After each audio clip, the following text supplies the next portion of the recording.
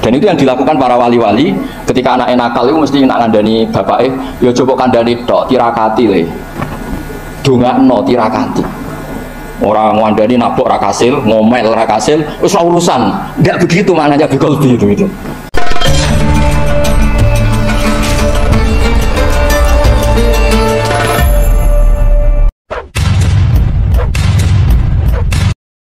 Bismillahirrahmanirrahim. Nabiyina washolana bilhamuna zalana wafatana wataru'a zaza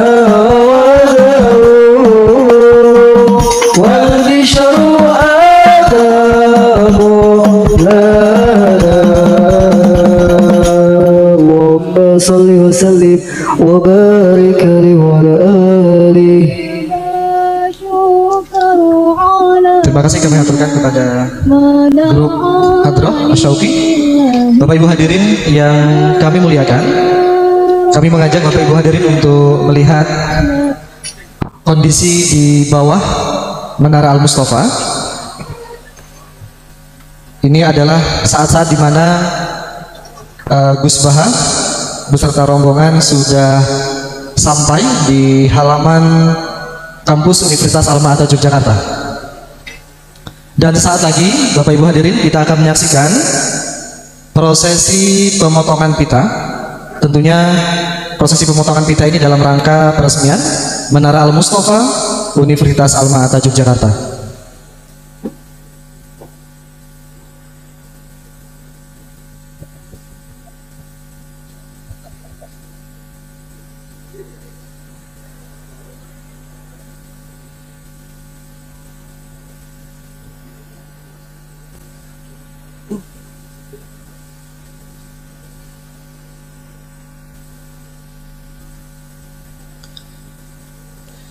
Tentunya nanti setelah prosesi pemotongan pita dilangsungkan, kita akan bersama-sama untuk mengikuti acara inti dari kegiatan peresmian Menara Al-Mustafa, peresmian auditorium Kiai Haji Hashim Asy'ari, dan tentunya kegiatan atau acara tasyakuran keluarga Bapak Kiai Haji Hamam Hadi, MSSCD STIK.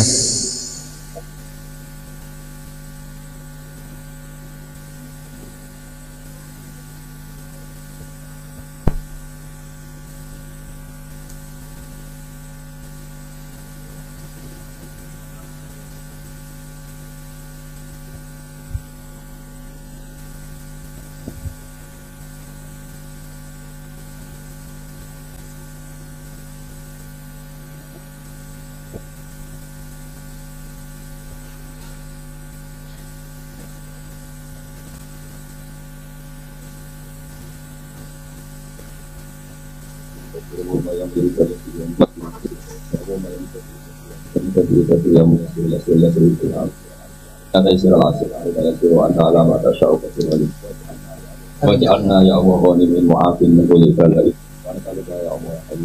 Allah ya Hayy ya Qayyum al-afwa mu'afin. Karomika wa sa'ati fadlika wa ismatika ya Allah. Ij'alna ya Allah. Ij'alna ya Allah min ummati Habibina Muhammad. Ummatan qanitan sajidatan syakiratan mu'minatan billahi mu'minatan Allah wa mu'minatan bi kalimatika al-ulya fi haqqi. Rabbana atina fid dunya hasanah wa fil akhirati hasanah wa qina adzabannar.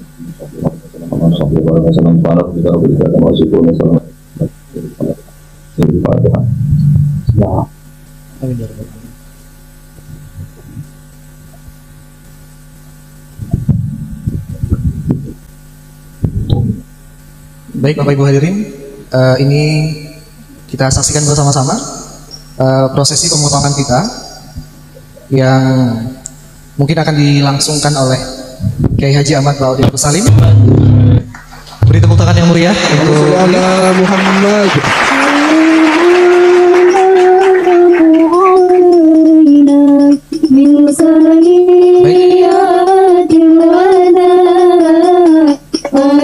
Bapak Rektor, Gus Baha dan rombongan saat ini sedang menuju lantai 9, di mana tempat ini di auditorium Kiai Haji Hashim Asy'ari yang sesaat lagi akan kita resmikan.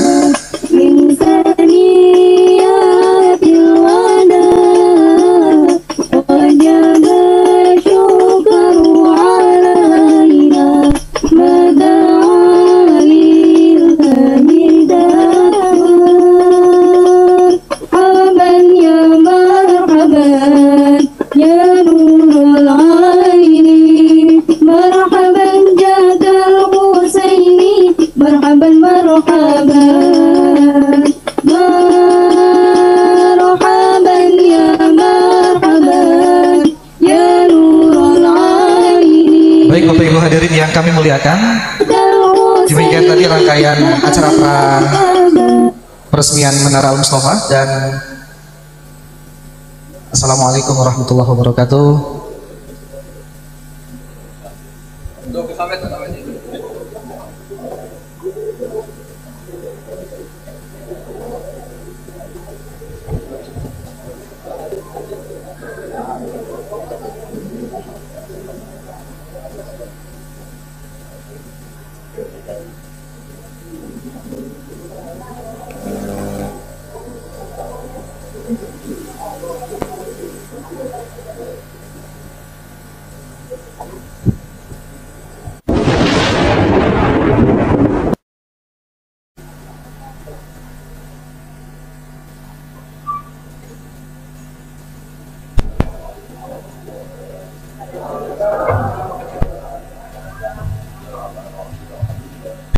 Wassalamualaikum ala asyrofil mursalin Sayyidina Maulana Muhammadin wa ala alihi wa sahbihi asma'in nama ba'du.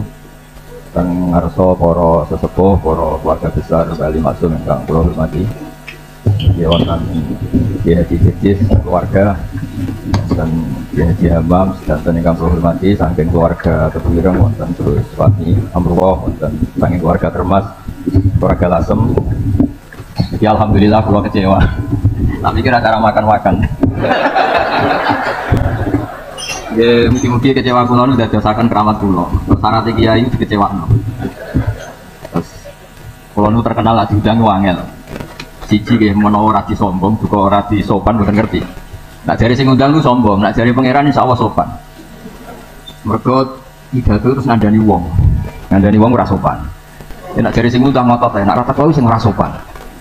Nah, di perspektif ini kalau utarakan kersane sing monis kula boten sopan tobat. Jadi kira like mawon. Kula secara struktur keluarga manggil bidan itu boleh karena kula niku generasi Mbak Aziz, Mbak Maimunah, gak ada putra namanya Mbak Idrus. Mbak Idrus juga ada putra Mbak Kula Fatimah, ibu kula generasi ke-6.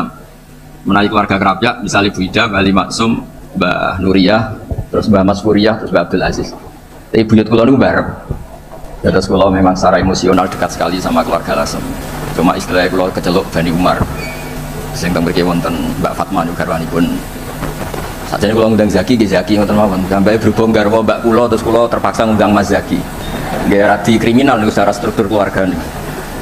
Maksudnya manggil Mas yang pernah adik ngerabi Mbak. Tapi ini bukan penting lah. Kula tak cerita sedikit tentang, tidak tahu saya terjemahnya tip itu ilmu kedokteran apa ilmu kesehatan saya juga tidak tahu. Tapi ketika Pak Imam rawuh dengan kula suka kitab Al-Qanun Fitik karanganipun Ibnu Sina. Di antara yang didhawuhna Imam Syafi'i radhiyallahu anhu itu ngendikan al ilmu ilmani. Ilmu itu ada dua, ada ilmu fikih wa ilmu tib. Ilmu kesehatan. Kemarin kula alhamdulillah ndherekaken ke Zufur pas wisuda wonten Pak Imam Taufik, Profesor Imam Taufik. Kula niku sering cerita secara keilmuan. Ilmu kesehatan itu penting. Misalnya ada orang belajar sabar lewat referensi kayak hikam, kayak ihya. Tapi makanannya itu pemicu emosi. Kalau guyon mbek Gus Sobir, ku mandindi kira-kira. Jadi belajar itu sabar, wajib sabar. Tapi yang dimakan itu yang memicu emosi. Belajarnya tentang kesehatan berpikir, tapi nyabu. Artinya makanan itu punya pengaruh penting dalam sistem tubuh kita. Orang mabuk ya karena makanan, orang gampang emosi ya karena makanan. Makanya Imam Syafi'i di sini ngendikan ilmu fikih wa ilmu tib. Orang punya kemampuan rasionalitas itu kalau otaknya normal. Normal itu bisa dipicu disebabkan cara pandang. Cara pandang ini penting. Misalnya tadi, kalau orang ngundang saya itu pikirannya itu ngundang, kalau nggak dituruti itu terus mutung, darani sombong macam-macam. Kalau saya itu cara berpikir kebalik, diundang nang panggung, terus ngadeg, terus ngandani wong, kadang dikandani luwih sepuh. Terus ruwet. Kalau niku pun memaklumatkan diri Islam, mbah kula niku terkenal wali, jadi kula mau daftar wali resmi. Jadi kalau niku sering niki cerita mawon kula mungkin tidak sampai 20 menit, selain mungkin buatan mampu nggih, memang nggak boleh lama-lama. Haram. Kula niku sering sinau, alhamdulillah sinau ihya khatam. Karena mun dipameri wau Pak Amam, ben kecelok putra mantu Bali Maksum yo cerita al macam-macam ben ketok pinter. Tapi ternyata dendam mbek mertuane dicurigai Muhammadiyah terus dendam nganti saiki. Ya alhamdulillah niki buida golek kula niki jenengan ndek bojo sing radi pendendam. Saking dendamnya membuktikan nak dekne ora Muhammadiyah. Sampai sesulit ini untuk menjawab kalau beliau tidak Muhammadiyah. Mugi-mugi roh Mbak Maksum menerima bahwa menantunya ini benar-benar tidak Muhammadiyah. Padahal dengan Muhammadiyah itu juga gak masalah kan dengan makna lughat. Muhammadiyah itu umat Kanjeng Nabi Muhammad sallallahu alaihi wasallam. Jadi Muhammadiyah itu bisa nama ormas, bisa nama umatnya Rasulullah sallallahu alaihi wasallam.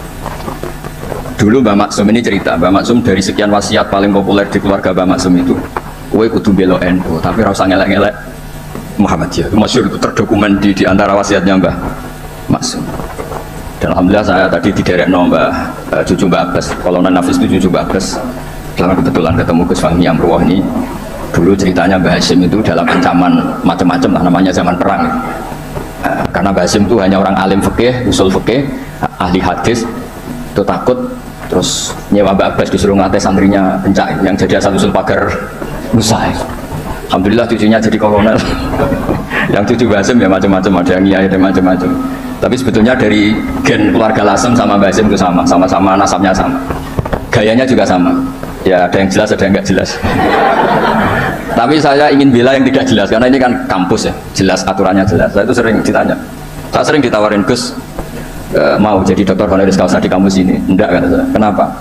Nara di duit ora pantes dokter ora di duit. Jadi enak Gus nonton ngopi ke pantes, ora jelas ke pantes, kafe pantes. Tapi dari ketidakjelasan itu menjadi jelas. Kalau semuanya itu sistem kampus, itu nanti orang mau belajar tema fikih tertentu misalnya kalau di fikih harus nunggu semester berapa baru ada pelajaran itu. Masa mau belajar khed daftar dulu sampai mata kuliah berapa baru dapat pelajaran khed. Itu bisa tutup Islam kalau semuanya tertib itu. Tapi baru kayak gini gak jelas kayak saya itu di jalan ketemu orang tanya, Gus, badhe sowan apa ya? Ketemu saya di pasar, saya hobi sering ke pasar. Bukan karena nganggur ya memang seneng. Saya itu seneng di pasar itu sederhana, kalau ada ibu-ibu awam tak belajari 10.000 seneng alhamdulillah. Kok pinter jenengan, saya ini kiai besar, jadi kalau muni alhamdulillah ngenteni untuk duit 10 juta, ini yang nggak pernah ngaji untuk duit 10.000 sisa syukur. Jadi tak anggap itu bentuk kekalahan saya. Jadi kalau nang pasar itu bentuk tawaduk kula, ini buat ngajari terus kiai-kiai nang pasar nggih boten iki cerita mawon. Cerita istihad kula. Terus saya bilang, boten usah di sini saja. Terus tanya, anak saya itu istighadah, keluar darah gini-gini, sholatnya gimana? Tak jawab saat itu juga. Ada kiai yang negur itu tidak sopan, Gus, tanya kok tidak sopan itu. Nak sowan malah ra sopan, siji ganggu aku pas istirahat. Nomor loro cah dalemku ribet gawe teh ngene. Mergo cah dalemku ya agak kacau. Habis bikin teh ada tamu lagi, mau kok gak menisan. Terus harus bikin teh lagi. Saya itu sudah survei di semua cah dalem kiai itu ternyata ngeluh kalau kiainya tamunya banyak. Jadi dulu ketika saya masih nerima tamu, 2 tahun kiai wafat itu saya masih nerima tamu. Itu kalau ada tamu, kangkang resir-resir ada tamu lagi. Waduh, gak menisan mau, maksudnya kok udah jatuh. Nah ini cerita saja, bukan nyindir para tamu enggak, tapi ini supaya dimengerti bahwa kehadiran mereka itu gak digedaki cah dalem. Nah ini kan lembaga ilmiah, ini kan diskusi, ini ada Mas Imam Taufik tukang diskusi ini semua. Jadi nah ini yang tertib ya monggo, yang nggak tertib ya, karena barokahnya ada tertib itu misalnya semua orang soleh di masjid, kalau ada orang kecelakaan yang nolong ya orang-orang yang di jalan, itu orang-orang nggak tertib. Tapi itu efektif itu, ada orang tersesat yang nolong mereka, kecelakaan mereka, ada orang jambret yang nolong mereka. Jadi umat Islam itu dimana saja itu baik, yang jalur kampus ya baik, yang jalur gak tertib saya juga baik. Dan dari dulu saya itu yakin suatu saat saya tetap keramat dengan cara saya seperti ini. Bukan apa, karena tadi orang Islam itu banyak yang nganggap kampus itu elit. Wow itu bayar, terus elit, terus berdasi. Jadi bayang notok aja enggak. Kalau cerita Pak Imam Taufik pertama kuliah itu sudah bayangkan di wisuda, kalau beliau pas pertama masuk itu sudah bayangkan di wisuda. Kalau di pondok kan enggak. Wong Islam talukan mondok, sekian ini ora jelas, waduh ora jelas santai. Dijak jagungan, mau ditakoki kowe candile ngapak, ngapa-ngapa santai. Ya semuanya enggak jelas. Tapi dari cerita nggak jelas itu saya punya argumentasi. Yang milih jalur ini, saya kan tidak perlu cerita yang jelas-jelas tadi. Beliau sudah promosi sampai sebegitu hebatnya. Hebat, betul. Soalnya top lah. Cara tahadus bin Emma itu top. Tidak tahu tahadus apa sponsor, tidak tahu. Tergantung niat itu. Saya juga nanti insya Allah hormat keluarga Gus Tasim di keluarga Genawi baca hikam. Memang saya ini mohon maaf, saya itu susah diundang. Bukan apa-apa, memang saya punya bapak namanya Gendor Salim itu, punya abah namanya Bandar Sam itu nggak pernah keluar rumah. Jadi saya punya sanad gen keluarga yang suka di dalam. Jadi saya ini bapaknya bapak saya itu nggak pernah keluar dari rumah, itu terkenal sekali, dan ya beliau juga dari gen-gen yang suka tirakat.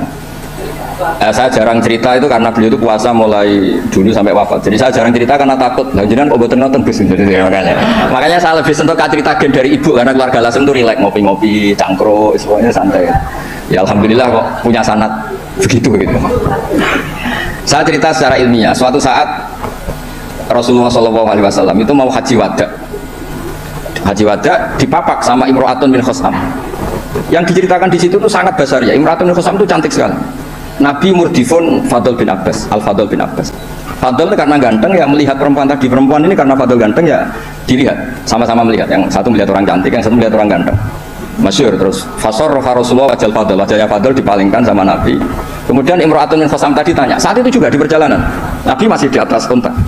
Ya Rasulullah, ya ini karena tadi Pak Imam cerita alimnya tentang sorof nahu, ya saya cerita hafalan saya.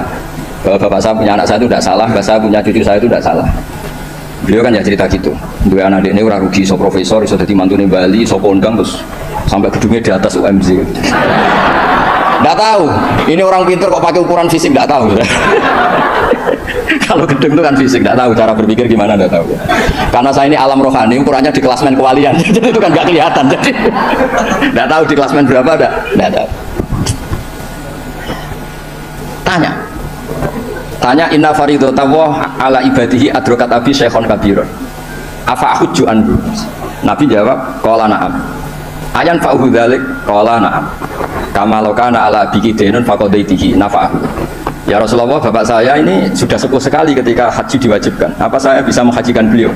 Bisa. Apa manfaat? Ya bisa, seperti bapak kamu punya utang, kamu yang bayar, itu cukup ya.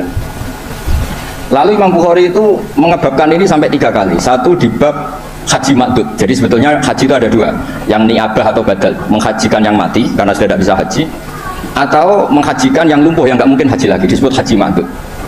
Jadi Imam Bukhari mengebabkan babul hajil makdud atau al-ihjad anil makdud.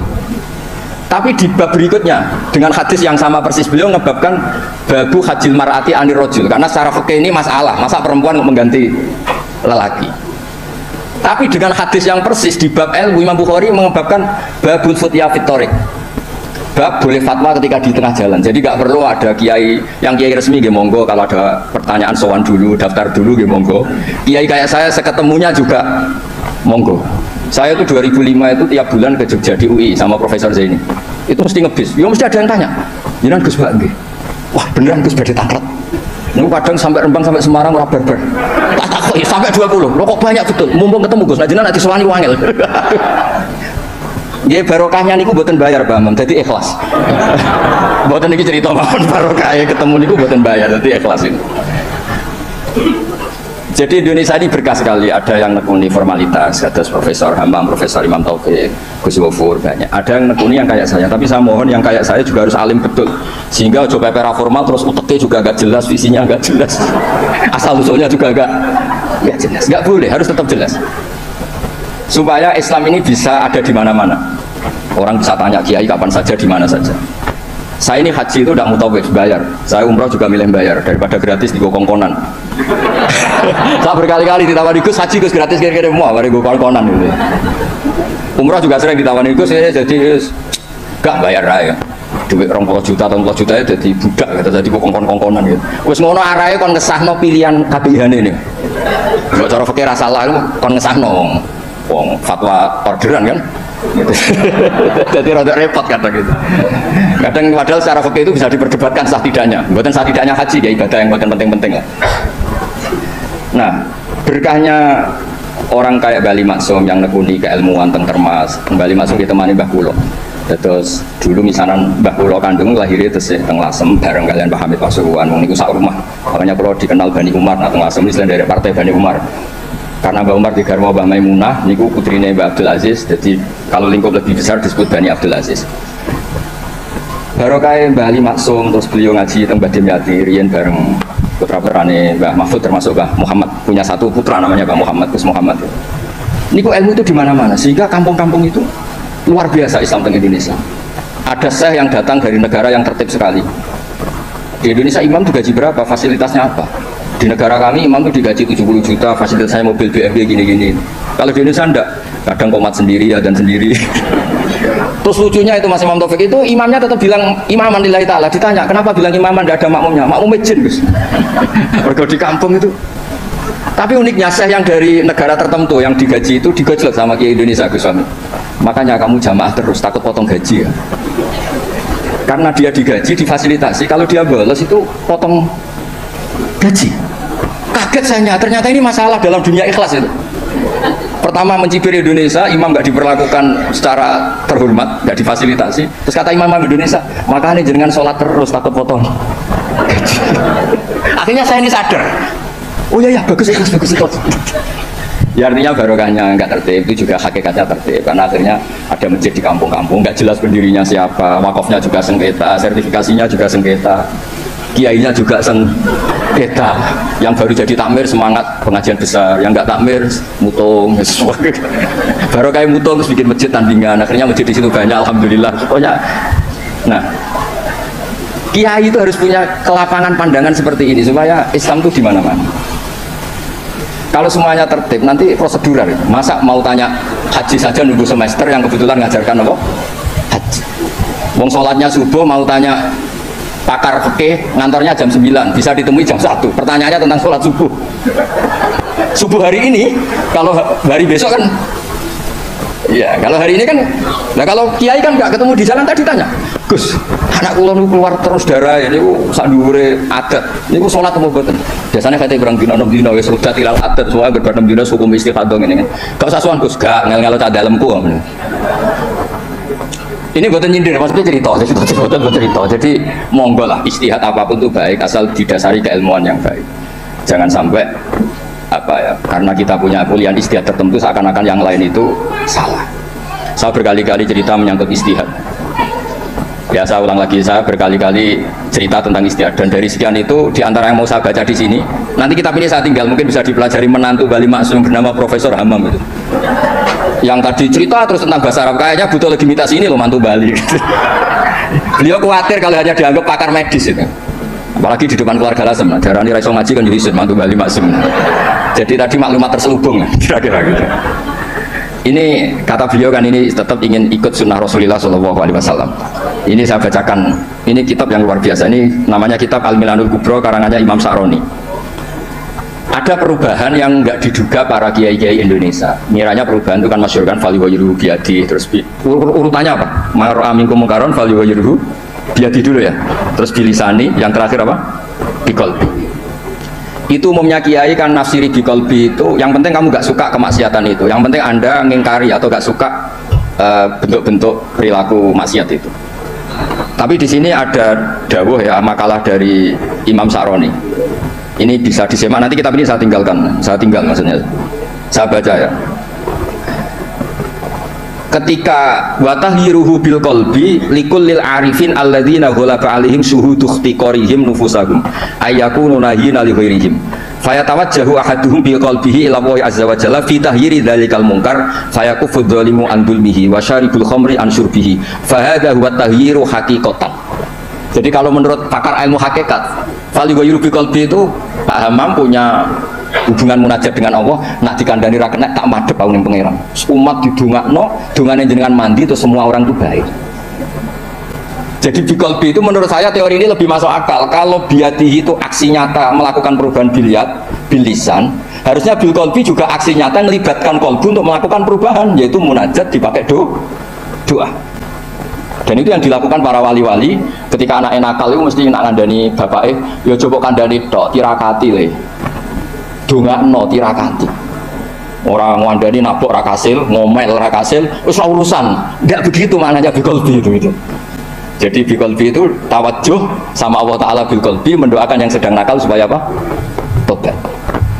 Jadi ini bentuk penghormatan kula kalian Bu Ida pernah beli kula di struktur keluarga Lasem semua Bani Bali Maksum supaya ngikutilah bahwa kita ini enggak cukup untuk fisik kita melayani umatnya Rasulullah. Saya sering cerita ke orang-orang, nah aku dari kiai apian hormat tamu mangan enak, mungkin gajaran hormat tamu itu 10, tapi ngel-ngelo candalem apa mana nak nyentak cepet tenang mateng goblok masake gak enak. Jadi hormati untuk poin 10, ngamuke untuk dosa 10, kira-kira 50-50 lah kira-kira gitu. Pulau ini macam pulau, sampean tidak harus ikut saya, tapi tolong didengar. Tidak harus ikut tapi tolong didengar supaya seimbang. Nah, fatwa yang engkar bil qalbi itu memang buhdul mungkar itu wajib. Jadi teori yang terkenal, saya ulang lagi, teori yang terkenal, melihat kemungkaran kita berubah biadi, nggak bisa, bilisan nggak bisa. Bil qalbi itu yang penting kamu buhdul mungkar, karena hubul mungkar nggak mungkin, nggak taat. Membenci mungkar itu taat, mencintai mungkar itu maksiat. Jika orang fikih juga nggak salah ketika bilang bil qalbi itu yang penting kamu anti kemungkaran, kamu benci kemungkaran, oke itu benar secara fikih. Tapi secara ilmu hakikat itu masalahnya begini. Biadihi itu ikhtiar untuk bikin perubahan. Nah, bilisani juga ikhtiar untuk bikin perubahan. Ya, harusnya biqalbi juga ikhtiar qalbu untuk bikin perubahan. Caranya apa? Tawajjuh ila Allah dengan berdoa. Nggih, paham nggih clear ya? Mun pokoke jenengan mantu Bali Maksum tenan, kula percaya. Wong iso cerita Al-Tarif ya semacam-macam. Kula mau ya mun Pak Mandok. Oh, no wong iki. Mun mangke nak teng alam roh Bali Maksum kula matur, mun mboten ngaram Muhammadiyah. Masa untuk menjawab supaya gak dituduh Muhammadiyah sampai sesulit ini, gawe menara nekakno putu Mbah Hasim, terus untuk mengesahkan insya Allah Bali Maksum mboten tipikal yang suudzon, mun jenengan percaya. Terus niki ngapunten sangat yang pernah bapak kula niki wonten bumi Tuhan nggih, bapak kula saking keluarga kajen, kula niku keluarga kajen, keluarga langsung nggih, keluarga Tuban, bapak kula niku Tuban saking nggih keluarga ahli tirakat. Riyen bapak kula nggih ngaos Badola, terus mbah kula kandung itu saya lahir teng Fakhriyah. Nggih, kula niki dekat sekali lah sama keluarga langsung. Terus mulai kecil saya disarang sama Gus Yofur. Nggih, kula niki tapi kula milih jalur yang boten jelas. Nah, baru kayak gak jelas itu Islam untuk di mana-mana. Sebab itu di antara dawuh wa ta'ala bal naqdhifu bil haqqi 'alal batil fayadmaghuhu fa idza huwa zaid. Qadhafa itu acak. Jadi Islam atau kebenaran bisa dibawa secara tertib, baik di kampus-kampus juga bisa dibawa cara acak. Qadhafa itu maknanya acak. Karena qadhafa itu maknanya memang acak. Sebab itu Imam Busiri nafsiri qadhafa di situ fadru yazdadu husnan wa huwa muntazimun wa laysa yanqusu qadran ghairu muntazimin. Air yang dipam, yang ditata juga baik. Tapi barokahnya air acak. Orang di tengah hutan menemukan air di mana-mana. Kalau semuanya ditertibkan di menara air, nanti kalau nyari air di titik yang sama.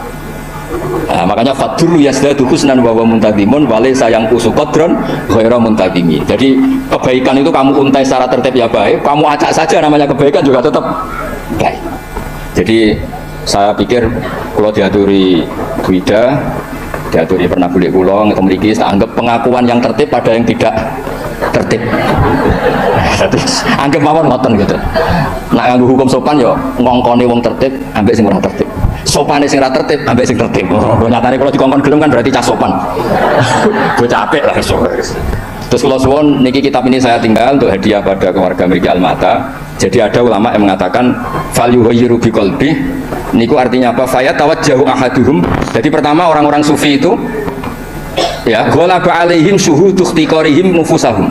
Mereka itu menganggap dirinya itu siapa sih? Saya ini tidak Tuhan, tidak al-mudabbir, tidak pengatur alam. Kok ingin merubah alam? Kita ini siapa sih? Kok menamakan diri sebagai pengubah alam, pengubah sosial, inspirator sosial? Kita ini siapa? Tidak siapa-siapa di depan Allah itu la haula wala quwata illa billah. Ya. Maksudnya benjenengan buat nama nahu sorok tak unggahno dadi makom hakikat. Mengke karena babanya Mbak Maksum gitu Mbah Sambu, Mbak Ali Maksum nggih ibuke sang dugi Mbah Sambu. Nah Mbak Maksum dugi mriku Raja napa? Mahmud nggih. Nggih Sultan Mahmud. Jadi jenengan dadi mantune raja ya mantune wali. Mulane membela dirine sampai sak jam. Lah niki kalau cukup 20 menit tapi efektif napa? Jadi orang-orang sufi itu merasa dirinya tidak siapa-siapa di depan la haula wala quwata illa billah. Terus ghalaba alaihim syuhudu ikhtiqarihim nufusahum ayyakuna hina li ghairihim. Mereka merasa saya ini siapa sih kok sampai melakukan perubahan. Nah, akhirnya faya tawajjahu ahaduhum biqalbihi ila wa azza wa jalla fi tahyiri dzalikal munkar. sungkeman ning Allah supaya orang sekelilingnya baik-baik saja. Tapi karena beliau-beliau ini wali, akhirnya fayakufu dzalimu an dzulmi wa syaribul khamri an syurbi. Fa hadza huwa taghyiru haqiqatan. Makanya cerita-cerita wali itu ya kalau ada kemungkaran sungkem, kampung sing abangan ditirakati jadi kampung yang baik. Orang atau orasinya. Orang atau kecakapan metodologi dakwahnya atau metode dakwahnya yang ditata itu tawajjuhul qalbi ila Allah subhanahu wa ta'ala. Terus ini sebagai bentuk hadiah kula wingi Bu Ida hadiah kitab Al-Qanon Fitib niki juga saya hadiahkan di sini supaya mindset kita, cara berpikir kita munajat tentang Allah Subhanahu wa ta'ala. Jadi fikihnya nggih jalan, monggo ikhtiar sebaik mungkin, tapi jangan merubah ilmu hakikat bahwa al-amru biyadillah, hanya Allah saja yang lahu maqalidus samawati wal ardh. Nggih ngapunten ingkang sanget. Wassalamualaikum warahmatullahi wabarakatuh.